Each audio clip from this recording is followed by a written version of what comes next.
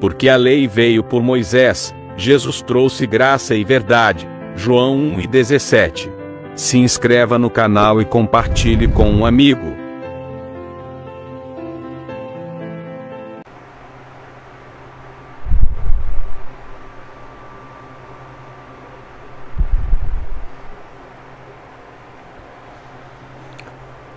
Olá família, graça e paz abençoados, graça e paz, graça eterna, sejam todos bem-vindos a mais uma reflexão da graça de Deus, tá bom? Obrigado vocês que já estão aí se conectando, deixa o like, compartilhe esse link. Se você ainda não é inscrito, se inscreva no nosso canal, tá bom? Eu quero falar sobre esse tema aqui, retrocedendo para a perdição. Voltando para a perdição. Esse conceito de perdição dentro da visão religiosa evangélica é de eternidade, né? Perdição eterna. Mas nós sabemos que o conceito bíblico de perdição é errar o alvo, é errar o caminho, é se perder na sua própria caminhada, é deixar de seguir, sabe, a luz, seguir o caminho, e no contexto o caminho que é Cristo.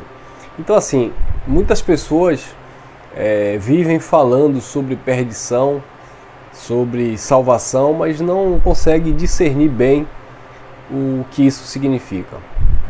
Outra coisa, não existe perdição espiritual, tá bom? Não existe perdição espiritual. Perdição espiritual dentro do contexto bíblico não existe. Ô irmão Elcio, e perdição eterna?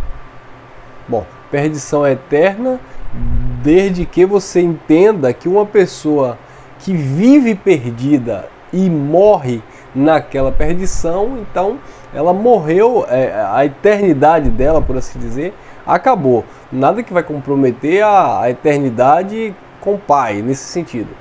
Mas nesse conceito de perdição eterna é uma força de expressão. A pessoa só vive perdida. É nesse sentido, tá? Então você vai ver muito sentido bíblico, né, nesta linha de raciocínio, onde as pessoas se perdem eternamente, mas nesse sentido de viverem perdidas, viverem sempre errando o alvo, tá bom? Mas não tem a ver com a perdição espiritual, da eternidade do mundo espiritual. Nada disso. Até porque a questão do mundo espiritual, nossa natureza humana, ela não tem poder. Não tem como você... O engraçado é que a tradição religiosa, ela quer colocar na mão do homem um destino eterno, quando o homem não consegue nem manter-se salvo nas questões da vida terrena. Então, se o ser humano, se nós somos tão falhos, limitados, erramos tanto, a ponto de não nos manter salvo, ativo, coerentes, prudentes na nossa caminhada humana, quem dirá se fôssemos decidir ou tivéssemos o poder de decisão onde iríamos passar a nossa eternidade. Então as pessoas, elas gostam disso, de achar que tem o poder de decidir, né? E a mensagem desses pregadores sempre é em cima, ou é nesta linha de raciocínio. Onde você quer passar sua eternidade, aceite Jesus e vai para o céu, ou negue Jesus e vai para o inferno, como se isso dependesse de uma escolha do homem, como se isso tivesse sobre o poder do homem, quando a palavra de Deus diz que a fé é um dom de Deus, é um dom dos eleitos, a fé pertence aos santos, porque dele, por ele, para ele são todas as coisas, não fomos nós que o escolhemos, mas ele nos escolheu. Dentro desse contexto geral de escolha, de eleição, ele nos predestinou segundo o beneplácito da sua vontade. Claro que eu estou falando aqui de uma forma geral, mas dentro dos seus respectivos contextos, falando ali para os judeus. Mas de uma forma geral, dentro dos textos que nós lemos, diz que ele escolheu, elegeu antes da fundação do mundo. O Davi falava que ainda informe no ventre da mãe, Deus havia determinado os dias de sua vida. Quer dizer, então nunca dependeu do homem essa questão de escolha. Sempre foi a graça de Deus, favor de Deus, sabe? E ele inclina o coração do filho, ele inclina a mente do filho. Deus não veio, Jesus não veio converter bodes em ovelhas. Ele veio salvar as ovelhas perdidas. Não é isso que ele diz lá nos livros de Mateus, Marcos, Lucas, né?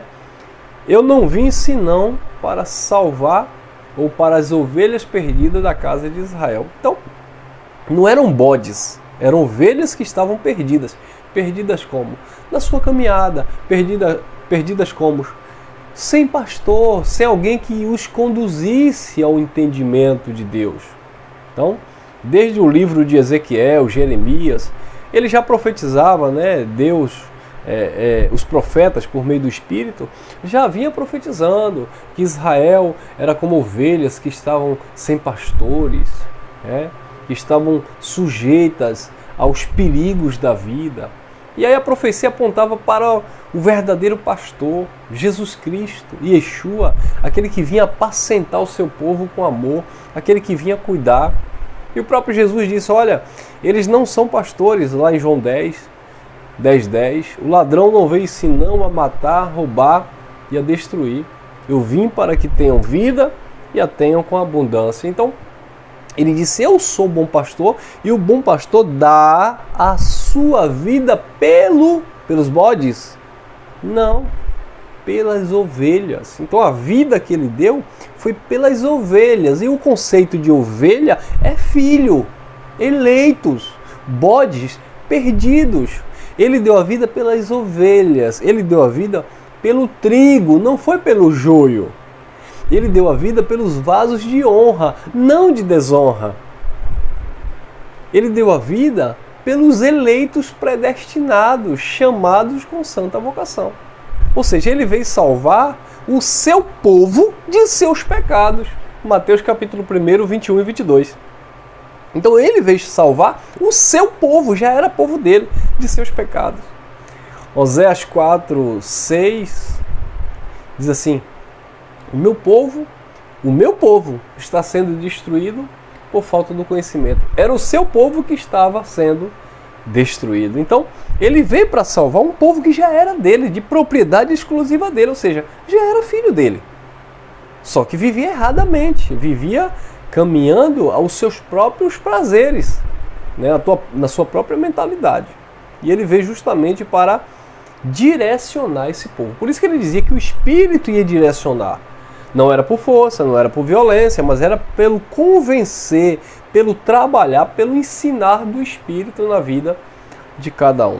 E ele mesmo testifica. Paulo disse aos Romanos 8,16, o mesmo Espírito testifica no nosso espírito que nós somos filhos de Deus. E aquele que recebe esta palavra, o Espírito se uniu ao Espírito de Deus.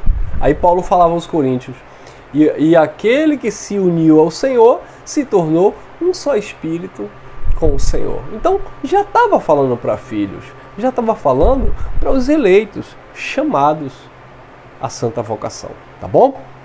Então, olha lá a questão da conservação da alma. Hebreus capítulo 10, versículo 37 ao 39, diz assim, pois ainda em bem pouco tempo, aquele que há de vir, virá e não tardará. Aqui Paulo já estava falando da parousia, da vinda do Senhor sobre as nuvens, do julgamento sobre a casa de Israel, que a igreja está esperando até hoje. Então o apóstolo já dizia, pois aquele que há de vir, em pouco tempo virá, não tardará, não vai tardar, porque Paulo sabia que ele iria se manifestar naquela geração. Aí ele diz assim, mas o meu justo viverá da fé, nessa expectativa, nessa esperança. Se ele recuar, retroceder, voltar para a perdição, a minha alma não tem prazer nele. Agora olha o 39.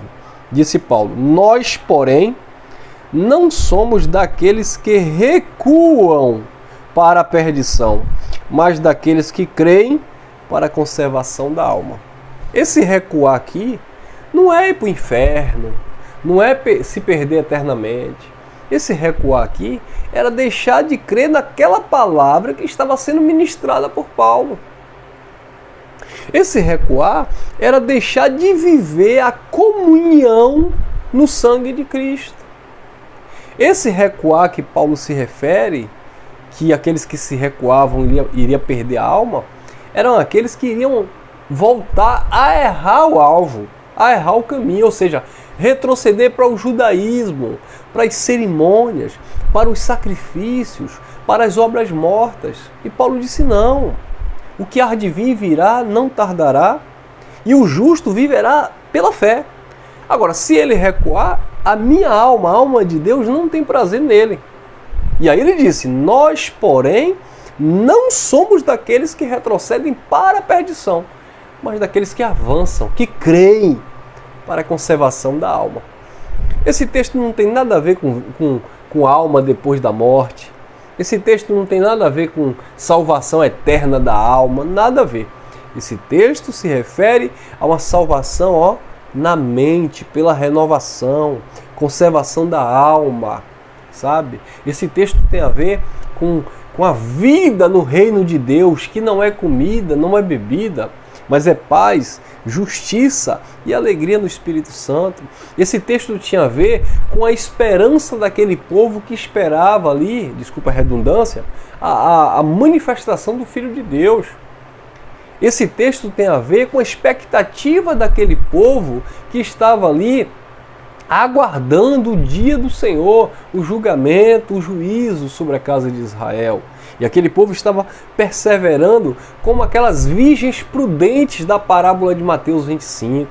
Esse povo estava esperando como aqueles que foram convidados para as bodas e estava lá na mesa para receber o banquete da salvação plena. Então, esse povo estava nessa esperança e essa esperança redundava em salvação. Eles estavam salvos ali, unidos. Por isso que Paulo falava em Hebreus 10, 25, não deixei a vossa congregação, como é costume de alguns. Não é deixar a igreja X ou a igreja Y, era eles não deixarem aquela comunhão, aquela congregação em Cristo, não deixarem aquela esperança escapar, não deixarem, sabe, aquele ensinamento, aquela doutrina, aquele entendimento passar batido. Era para eles ficarem naquela expectativa. Paulo dizia, eu sei em quem eu tenho crido, eu estou certo que Ele é poderoso para guardar o meu depósito até aquele dia. Então assim, esse conceito de salvação aqui era basicamente isso. Eles estavam saindo do judaísmo, deixando os sacrifícios, entendendo que eles estavam totalmente regenerados no Senhor, aguardando ali a consumação de todas as coisas. Eles estavam ali asseguros, né? Sendo conduzidos pelo Espírito. E aí Paulo dizia, não ensinará o seu irmão ao seu próximo, dizendo mais, conhece o Senhor, porque todos me conhecerão, do menor até o maior. Ou seja, era o Espírito que estava ali ministrando, era o Espírito que estava edificando. E Paulo só estava ali transmitindo aquela mensagem que vinha da parte de Deus. Deus não tem prazer nos sacrifícios, nas oblações para a remissão de pecado. Por quê? Porque o preço já tinha sido pago. Ele já tinha efetuado uma eterna redenção na cruz e os pactos estavam se cruzando para de fato chegar à consumação de todas as coisas. Mas infelizmente, alguns, me parece, dentro do contexto, que estavam retrocedendo, desanimados. E assim acontece nos dias de hoje, claro, sobre outra perspectiva, de muitos que receberam a palavra da graça, se alegraram, mas hoje estão desanimados, estão confusos, se perderam. Eu gravei uma mensagem recentemente aqui sobre uma pessoa, né, que tinha uma grande amizade comigo, assim, por contato, né? Não vou dizer amizade, porque eu nem conheço pessoalmente, mas enfim, se comunicava muito comigo através da mensagem da graça, tal. Havia uma reciprocidade, era uma pessoa que passava por problema de depressão, e a gente, eu no meu caso, estava assim, orientando ele na graça, e ele estava super feliz, mandava áudio aqui nos grupos aqui dos irmãos e tal. Só que de repente esse camarada se perdeu novamente. Ele voltou à perdição antiga, daqueles pensamentos, sabe, carnais, religiosos, a ponto de sair me difamando aí, me caluniando e tantos outros irmãos. Então, são pessoas que se perdem na caminhada. Então, não se perca na caminhada. Ô irmão Elcio, eu não vou me perder não porque eu estou em graça. Ô meu filho, ô minha filha, eu já vi tanta gente em graça se perdendo e não vou longe não, próximo mesmo aqui. Próximo, pessoas que estavam firmados na graça, alegres, felizes, em paz com a família, se perderam, voltaram para as práticas carnais, se perderam na caminhada da fé, entraram mesmo de cabeça no mundo da escuridão, das coisas erradas, sabe? Se perderam. E por que se perderam?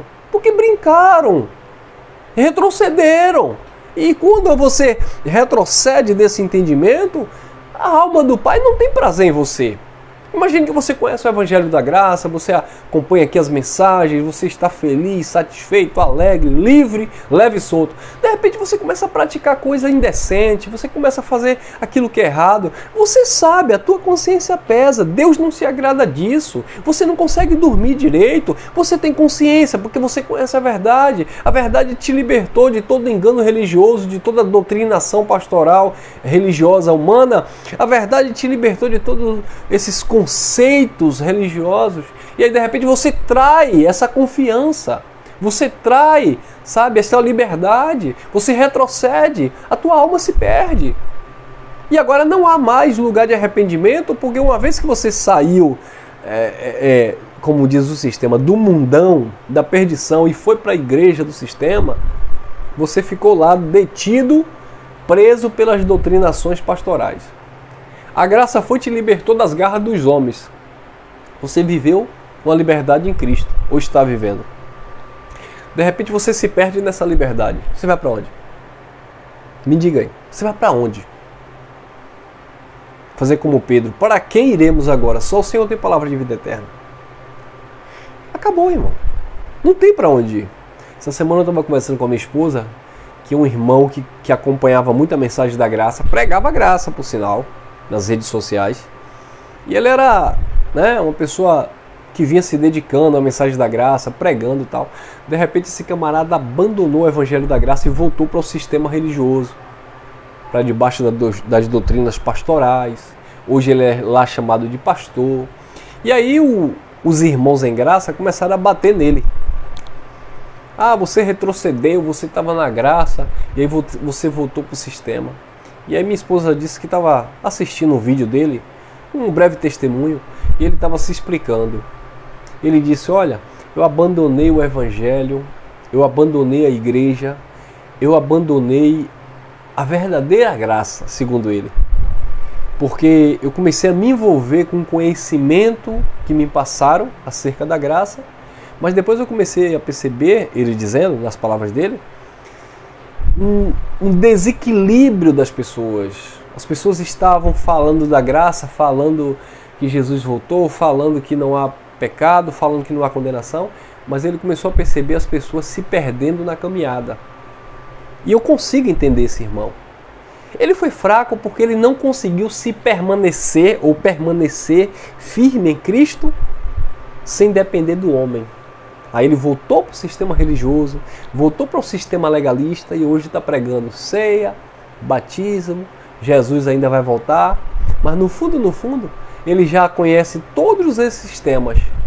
Mas ele não permaneceu porque, segundo ele, os maus exemplos, os maus testemunhos e a carnalidade de muitos que se dizem estar em graça o decepcionou. E ele disse que para não se tornar um ateu ou viver na carnalidade, foi o que deu a entender, ele voltou para o sistema religioso e hoje está lá, fazendo oração da meia-noite, oração de não sei das quantas. Eu, Elcio, particularmente, jamais faria isso. A graça de Deus, ela me conquistou a ponto de que se só existisse essa revelação na minha vida, Se ninguém aí de vocês aceitasse essa graça, se ninguém pregasse essa graça, se esta palavra da graça fosse revelada apenas à minha pessoa e ninguém mais aceitasse, eu ficava com esta graça, eu ficava com esta palavra. Porque eu sei, eu tenho convicção.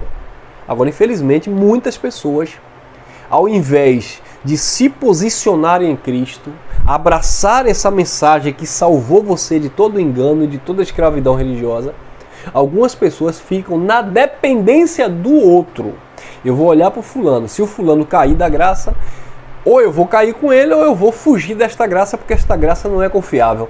A questão não é que a graça é confiável. Você que não é de confiança. Você que não confiou. E por você não confiar nesta graça, você retrocedeu para o sistema, você retrocedeu para viver as obras da carne, porque você não teve caráter, você não teve coragem para passar por cima de todos e de todos, independentemente, passar por cima, modo de falar, sabe? E permanecer fiel a esta palavra. Então, infelizmente, eu não critico, porque cada um tem a sua estrutura, mas infelizmente, muitas pessoas, ao invés de ficar firme na graça, ao invés de falarem da graça de Deus, essas pessoas preferem retroceder para o sistema. Por quê? Por causa de uma carência emocional, por causa de uma amizade, por causa de um mau exemplo, por causa disso e por causa daquilo outro. Eu converso sempre com minha esposa de muitas pessoas que conhecem a graça, ao invés de passar esta graça adiante, falar sobre esta graça, pregar esta palavra, não. As pessoas preferem se associar a um sistema religioso. E volto a repetir, nós entendemos, porque cada um tem a sua estrutura, cada um tem a sua carência, e nem todos têm esta vocação, esta graça, esta ousadia de peitar o sistema religioso e continuar tocando a trombeta desta palavra.